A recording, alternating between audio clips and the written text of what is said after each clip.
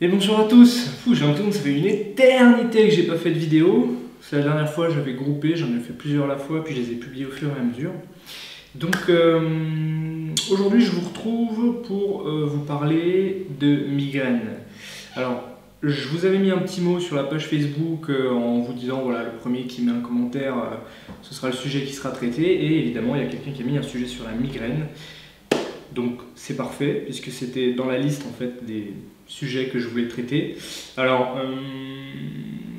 je ne vais pas le traiter forcément sous forme d'exercice, même si je vais vous renvoyer derrière vers des vidéos que j'ai déjà faites avec des exercices qui vont convenir. Mais je vais surtout essayer de vous expliquer la différence entre une migraine et une céphalée de tension, des maux de tête, si vous voulez, d'accord ?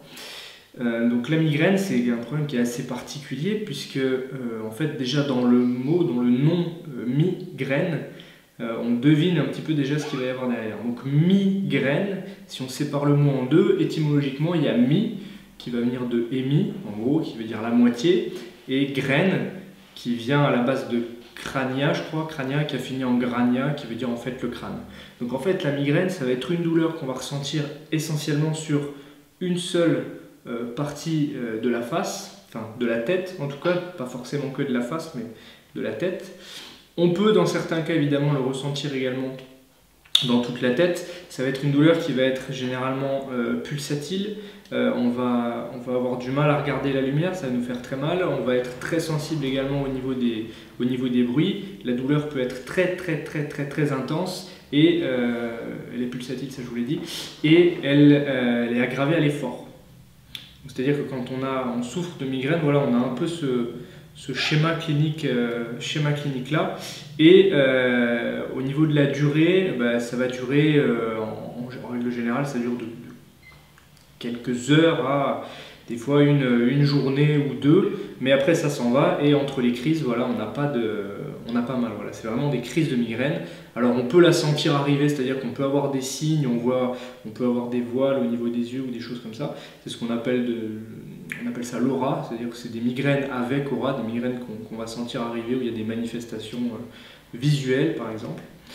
Et à l'inverse, les céphalées de tension, ça va être des douleurs à type de... On va avoir l'impression qu'on va nous serrer le crâne, qu'on nous serre le crâne, ou alors à l'inverse, qu'on a l'impression qu'il n'y a pas assez de place dans le crâne pour notre cerveau. Ça va être des douleurs qui vont être généralement beaucoup plus longues. Ça peut aller de quelques minutes, de 30 minutes, 1 heure, à des fois ça peut durer plusieurs jours, plusieurs semaines certaines fois. C'est généralement très long. On va pas être forcément sensible à la lumière et au bruit, mais disons que l'intensité de la douleur va être plus modérée qu'avec des migraines. C'est généralement des maux de tête de fond. Vous savez, généralement en fait les céphalées de tension, elles sont aussi assez représentatives de l'état de tension dans lequel on est. C'est aussi pour ça que ça s'appelle des céphalées de tension. Outre le fait qu'on ressente justement cet aspect de tension au niveau du crâne.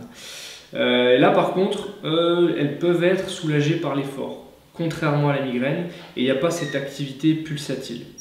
Et après, entre les deux, évidemment, il peut y avoir un tableau qui mixe un petit peu les deux, hein, tout est possible, quoi. Mais voilà, pour vous différencier un petit peu ces deux soucis, il va y avoir ça. Donc, je vais vous parler déjà de la migraine. Donc pour la migraine, si vous êtes en crise, mis à part effectivement des fois les antimigraineux qu'on peut vous donner qui sont hyper forts mais assez efficaces, vous pouvez essayer les huiles essentielles. Donc j'ai fait une vidéo dessus, vous pouvez regarder sur la chaîne. Et après évidemment, en dehors des crises, l'idée c'est de partir un petit peu à la recherche de l'origine de quand a commencé la migraine, et essayer de trouver un petit peu pourquoi elle est là cette migraine. Sans parler évidemment des examens médicaux que vous avez évidemment fait avant, qui ont parfois rien donné, enfin souvent rien donné. Et vous vous retrouvez avec un traitement antimigraineux quasiment à vie, quoi.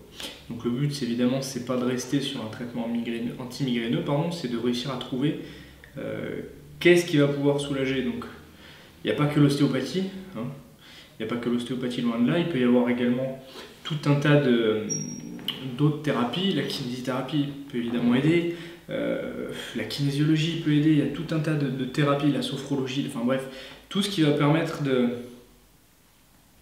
faire baisser le niveau de tension et de vigilance au niveau du système nerveux. Ça va pouvoir aider. Et pour les céphalées de tension, là évidemment, on peut rajouter le massage, on peut rajouter tous les exercices que je vous ai montrés avec la balle de tennis via mes vidéos, on peut rajouter la respiration, enfin dans les deux cas, même si l'origine n'est pas forcément la même, il y a des choses qui vont pouvoir soulager dans un cas, pas forcément dans l'autre. Inversement, il y a des choses qui vont pouvoir soulager les deux. Le tout, c'est pas de savoir qu'est-ce qui va soulager quoi, c'est qu'est-ce qui va vous soulager vous. Donc il faut faire des tests. Il n'y a pas de recette magique, il n'y a pas de formule magique, d'exercice magique à vous donner pour vous dire que ça va aller mieux. Évidemment, je vais vous dire d'emblée, la respiration, ça va vous aider. Mais la respiration, il faudrait être coaché pour apprendre à respirer et pouvoir exploiter justement tout le potentiel qu'on a avec la respiration pour apprendre justement à la maîtriser et agir sur ces douleurs très très efficacement. C'est un super outil, la respiration.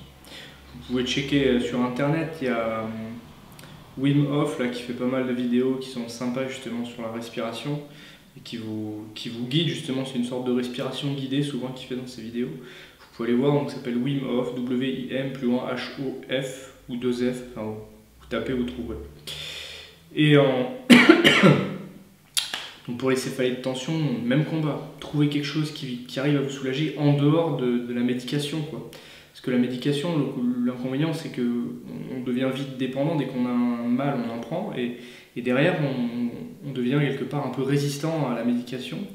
Et on est obligé de prendre à chaque fois plus fort, plus fort, plus fort, plus fort. Donc il faut réussir à trouver quelque chose qui nous soulage. N'hésitez pas à chercher aussi dans votre mode de vie. Si aujourd'hui vous déclenchez des migraines qu'avant vous n'en aviez pas, et qu'il n'y a pas de facteur médical qui l'explique, en tout cas qui ne trouve rien, médicalement parlant, c'est qu'il y a autre chose. C'est qu'il y a autre chose, il n'y a pas qu'un seul facteur, il y en a plusieurs, donc il ne faut pas hésiter à empiler, on va dire, tout ce à quoi vous pensez et à essayer de voir est-ce qu'il y a des choses sur lesquelles je peux avoir une action, si oui, lesquelles, et entamer une action dessus.